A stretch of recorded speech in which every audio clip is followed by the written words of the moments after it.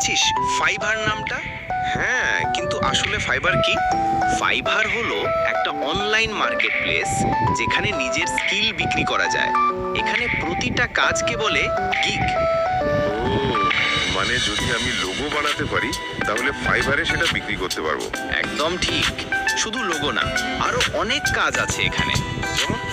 Graphic design, content writing, video editing, digital marketing, programming, সব কিছুই আছে এখানে। বাহ, তাহলে তো নতুনদের জন্য দারুণ সুযোগ। হ্যাঁ, ফাইবার শুরু করা খুবই সহজ।